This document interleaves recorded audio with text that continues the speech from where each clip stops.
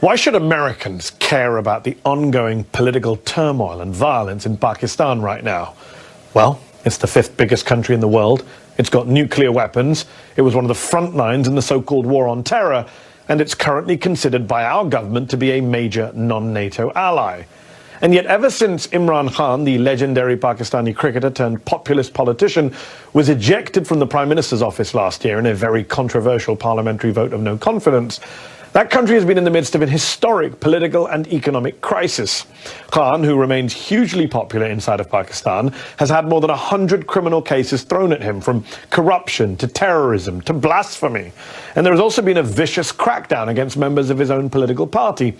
Khan's violent arrest outside a courthouse in May, later deemed by Pakistan's Supreme Court to be illegal, led to mass protests, to violence and death across the country. According to Human Rights Watch, while some of Khan's supporters did use violence and attacked property and the police, the Pakistani authorities, quote, used excessive force against protesters, restricted access to the internet and to social media, and carried out mass arrests. More than 4,000 people detained, many of them arbitrarily. But what was so stunning about those protests is that they weren't just anti-government. They even challenged the dominance of the once revered, almost untouchable Pakistani army. See, that country of more than 250 million people, which has long aspired to be a functioning democracy, has been ruled, directly or indirectly, by the military for most of its 75 years of independence. Currently, the Pakistani military has banned any mention of Imran Khan's name on air. Prominent journalists have just disappeared. Even Pakistani-American fashion designer Khatija Shah has been detained for taking part in the protests. And Khan himself, who survived an assassination attempt last November, is worried for his own life. The former prime minister, who is accused of cozying up to Vladimir Putin and Xi Jinping, hasn't had much support, though, from Western capitals, and he himself accused the Biden administration of being behind a coup against him, an allegation that the State Department has denied and that Khan has since backed away from. So, what should America be doing here, and what does the future hold for Pakistan and for Imran Khan? Earlier, I spoke to the former Prime Minister of Pakistan and chairman of the political party, the PTI.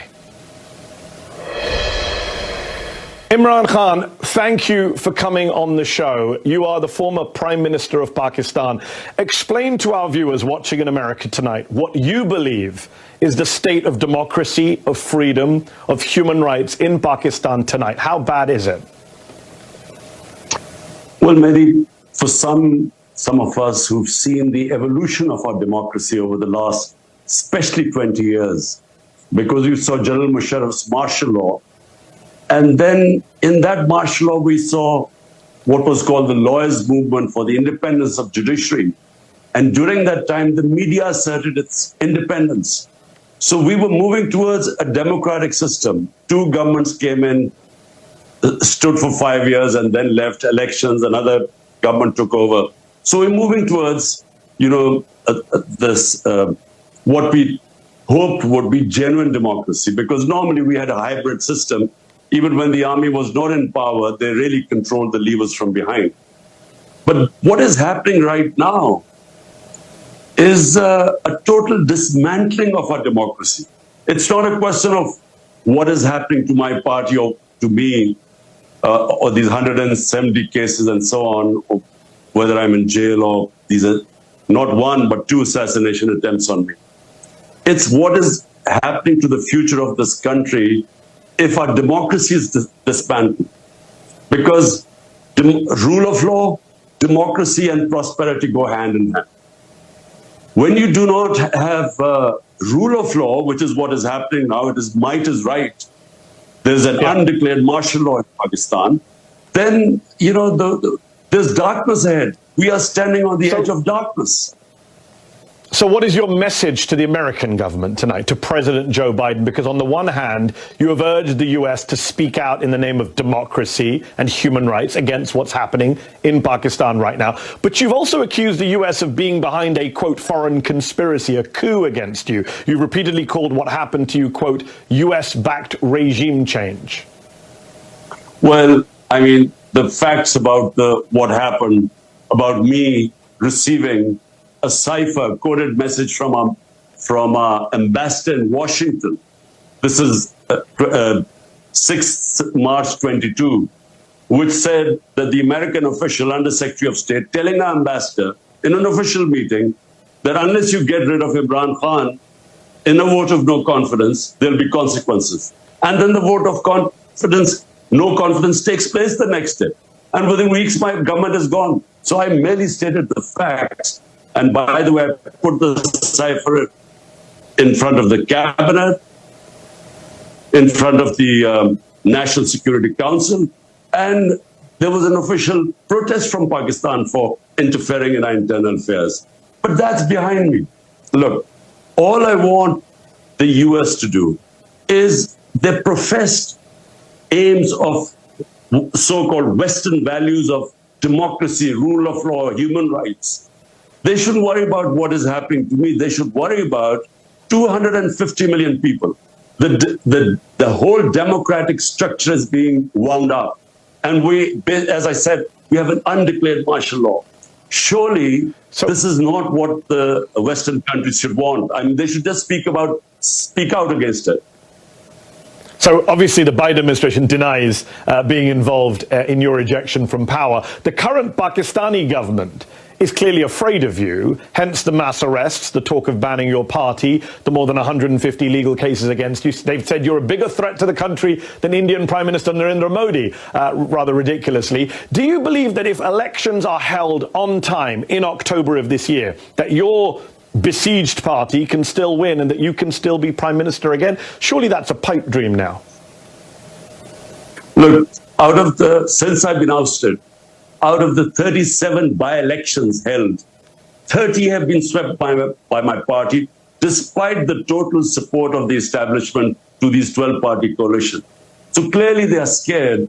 This whole thing, which happened to us after 9th May, when I was abducted from within the High Court, abduction, and the way that they abducted me as if I was some terrorist. So the reaction to that was used as a way of just clamping down, crack down on my party. We equated to what Hitler did after the 1933 burning of the German parliament. He cracked down on the communists and wiped them out. This is what's happening now. How could a few cases of arson be made a reason for 10,000 of our workers in jail? And every day people are being put in. My entire leadership is in jail. The only way the leadership can come out of jail if they renounce being part of my party. So it's never happened in this country before. Women have never been put in jail. The entire media has been muzzled. I mean, the military, which is the real power in Pakistan, is obviously out to get you. It was Army Rangers who arrested you outside the courthouse, not police. It's military officials who have reportedly told Pakistani journalists not to mention your name on air. Yet your critics would say that you came to power in 2018, everyone knows this, in alliance with that same military, that you for years had close relations with top generals going all the way back to Hamid Gul, the former head of the Pakistani ISI. So the critics would say it's ironic to see you now criticizing the same army and intelligence chiefs who you were once fine with and who helped put you in power in the first place. Firstly, just to correct you, I was abducted by the Rangers from within the court. I was actually sitting in the courtroom. So, just to correct you. And the Supreme Court declared it illegal, and so yes. That's why I was bailed out. Look, in Pakistan, Mehdi, the military has directly or indirectly ruled Pakistan for 70 years. 3 times martial law, and then the other times because they're entrenched. And so whoever does politics has to work with them. Now, when I came to power in 2018, it wasn't because the military engineered to get me into power. They didn't oppose me. Big difference. In 2013, before that, they actually helped Nawaz Sharif get into power, and we proved in the rigged elections. In 2018, we asked everyone to open the elections because we came through proper, free and fair elections. In fact, we felt we lost some seats. But the thing is, I worked with the military. I mean, military means the army chief. So I worked pretty well with him. The main problem was, you see, my whole thing is rule of law. I started my movement for justice 27 years ago, wanting to bring the powerful mafias, the political mafias, under the law. This is where the problem became. He didn't think corruption was that big a thing.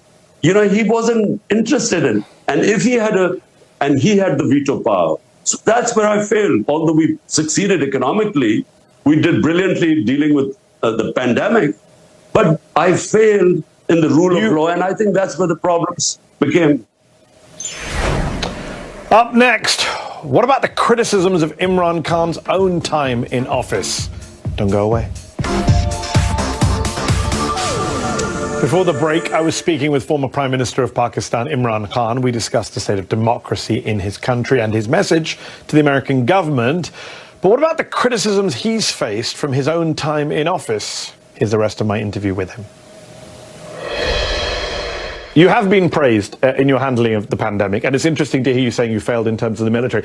But while there are many Pakistanis who still support you, you're hugely popular, a lot of Pakistanis say, hold on, when you were in government, you were fine with the military. You say none of this stuff has happened before, but you locked up opposition leaders, you locked up journalists, you cracked down on the press, and now you're getting upset that the same is being done to you. Look, the term false equivalence, you cannot compare what was going on in my time to this. In fact, General Musharraf's martial law was more liberal than what is happening right now. I mean, in our time, you can just name me which channel did we close? I mean, which journalists left the country? 4 of our top journalists have left the country. A fifth one, wrote a letter to the Supreme Court Chief Justice that his life was in danger. He escaped. He was killed in Kenya. Our best journalist right now, Arshad Sharif, and best Imran Riaz, he's disappeared for 40 days. Yes. I mean, But Chairman Khan, you cannot compare what is... I'm not going to dispute. I'm not going to dispute what's happening now. I'm very critical of what this government's done. It's not about equivalence, though. It's about that on your watch, you did a lot of these things. Maybe not as badly as the current government, but Reporters Without Borders, for example, they called you a press freedom predator in 2021. They criticized you at the time for threatening, abducting and torturing journalists. That happened on your watch. Hamid Mir, a very famous Pakistani journalist, he wrote just last month for The Guardian that when you were in office, he wasn't allowed on air, even though you had once called him a favorite anchor. So the problem is that a lot of this stuff did happen on your watch. You were not a champion of the free press. So people say, hold on, now you're saying it's bad when it happens against you. Firstly, Mehdi, the only time that I found out about a journalist being picked up and disappeared was a guy called Matiullah Jan. The next day I got him back. The problems we had were we were at the tail end of the war on terror. And the establishment was very worried about any criticism about it. So they were responsible for a few guys who were picked up. But this was nothing compared to what's going on. The only thing what we tried to do was there was fake news on social media, and that was causing havoc because they would be slandering people and so on. That's the only thing we tried. But when there was opposition from the media, we didn't even bring those laws in. But again, I mean, there is no comparison what is happening right now.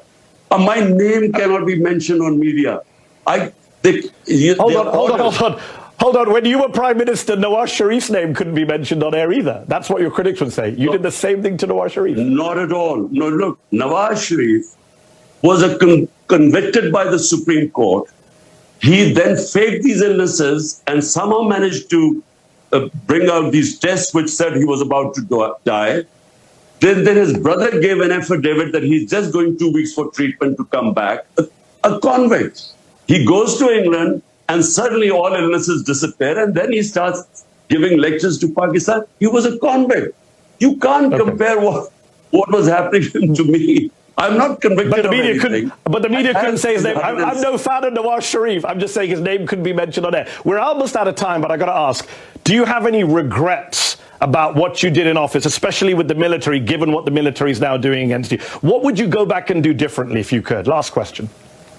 Well, just firstly, given what happened after I came into power, I should have actually, with a weak coalition government, I should not have taken power. I should have gone for elections again, because you can't bring reforms and changes, and especially rule of law, if you have a weak government. And if I have to do it again, look, this hybrid system cannot work. If you are an elected prime minister, you must have the authority to implement your reforms. It cannot work that you have the responsibility because you're elected, but the authority is shared and the army chief has a veto power. This sort of system is doomed to failure. And Pakistan, what it faces right now, huge economic problems, the worst economic situation in our country. Unless we fix the governance system through rule of law, I'm afraid, the country is on the edge of darkness. There is no doubt there is a massive political and economic crisis in Pakistan right now. We appreciate you taking time out to speak to us, and I do hope you stay safe. Imran Khan, former Prime Minister of Pakistan, thank you.